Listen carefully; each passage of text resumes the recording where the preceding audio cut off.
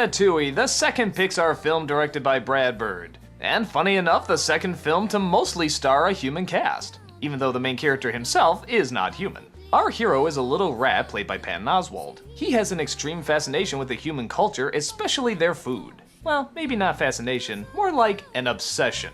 He loves human food, he loves to learn how to cook, he loves to make great art out of special ingredients. But the rest of his family and his clan tell him to stay away from humans and shut up and eat his garbage.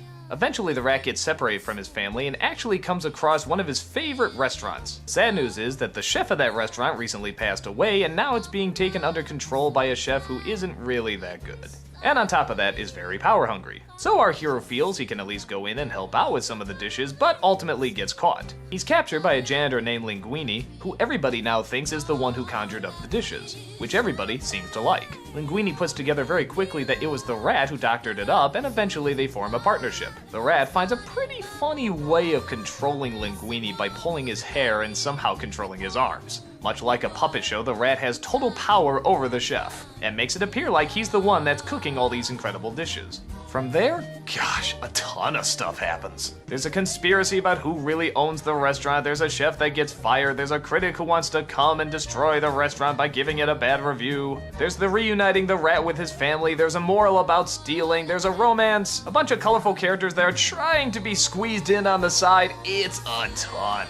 Much like The Incredibles, I really wish some parts got more focus than others. Like, I love these chefs, and I like how they all have these very unique backstories, but they're really rushed. I wanted more of them, I wanted to have more interaction, but it's all sort of pushed aside for Linguini, who honestly I don't think is that very interesting a character. He's just sort of your everyday doofus, nothing really makes him stand out from any other doofus in movies. There's a chef played pretty well by Janeane Garofalo who's pretty entertaining. The critic is one of the best designs I've ever seen in an animated movie. Though is it me or is he just that guy from the Sleepy Hollow cartoon? Well, either way, he looks awesome. The dead chef who used to own the restaurant comes back as a figment of the rat's imagination, and I think that's a freaking great idea. I think they should have done that in Hunchback with the gargoyles. It's funny, it's clever, it's touching, and it's actually sort of an interesting dive into the rat's psyche. I thought that gave a very unique touch. But again, these are the elements I sort of wish got more focus. A lot of it is still focusing on the villain chef, who again is just sort of a boring villain chef. The rat family, which again is just sort of a boring rat family. And the relationship between the rat and Linguini, which is okay, but I think could have been a lot stronger. The movie's saving grace, though, is its atmosphere. Every shot just looks like something out of a beautiful painting. Look at those warm colors, look at the contrast against the purple skies. Look at France, oh god, look at France!